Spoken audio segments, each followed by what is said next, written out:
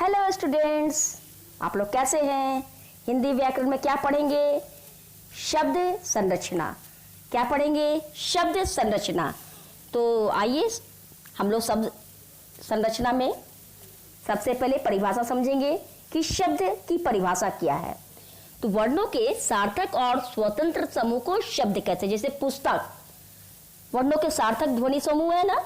परिभाषा देखिए, वर्णों के सार्थक समूह को शब्द कहते हैं। वर्णों के सार्थक समूह को शब्द कहते हैं। वर्णों के सार्थक समूह को क्या कहते हैं? हाँ, शब्द कहते हैं। शब्द, घोड़ा शब्द है ना, सार्थक ध्वनि समूह है ये। तो बच्चों, हम लोग शब्द के साथ साथ पद भी पढ़ेंगे। तब जैसे एक वाक्य आगे देखेंगे हम लोग, मेरा जन्म भारत में हुआ। यहाँ भारत शब्द अपने आप में स्वतंत्र नहीं है, इसके साथ क्या लग गया? में कारक चिन्ह लगा ना, अतः भारत में ये शब्द नहीं रहा, पद बन गया। शब्द के अनेक रूप है, हम उन्हें 4 भागों में बांटकर समझ सकते हैं। स्रोत के आधार पर, रचना के आधार पर, प्रयोग के आधार पर और अर्थ के आधार पर। हिंदी में हजारों शब्द हैं, ये कहां से आए? इनके आने का स्रोत क्या है? इस आधार पर 4 प्रकार के शब्द पाए जाते हैं: तत्सम, तद्भव, देशज और विदेशी। तत्सम शब्द, जो संस्कृत शब्द ज्यों के त्यों हिंदी में प्रयुक्त होते हैं वो तत्सम कहलाते हैं। जैसे सर्प, अग्नि, कर्म, मार्ग इत्यादि। तद्भव शब्द संस्कृत शब्दों से बिगड़कर हिंदी में प्रयुक्त होने वाले शब्दों को तद्भव कहते हैं। जैसे अग्नि का हो गया आग, सर्प का सांप।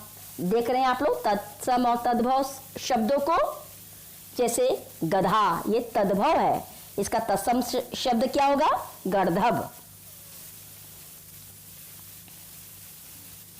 देशज शब्द, जो शब्द क्षेत्रीय बोलचाल प्रभाव से भाषा में आए वे देशज कहलाते हैं। जैसे झोला, लोटा, खिचड़ी इत्यादि।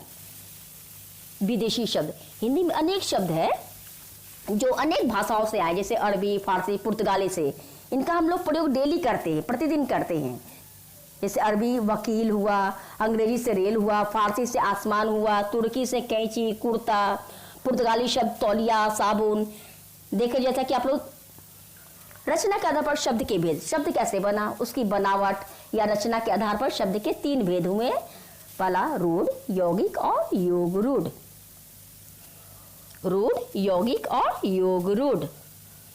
प्रयोग के आधार पर शब्द के कितने भेद? प्रयोग के आधार पर शब्द के 2 भेद, एक विकारी दूसरा अविकारी।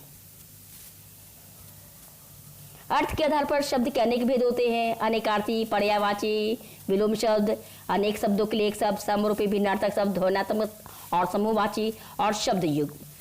बच्चों, मैं आशा करूं मेरा यह छोटा सा प्रयास आपको अच्छा लगेगा। अगर आपको इस वीडियो से संबंधित अधिक जानकारी चाहिए तो कृपया दिए गए नंबर पर संपर्क करें। और हाँ बच्चों, इस वीडियो को अधिक से अधिक फॉरवर्ड कीजिएगा और लाइक करना नहीं भूलिए। कमेंट बॉक्स में भी कमेंट देना आवश्यक है। धन्यवाद।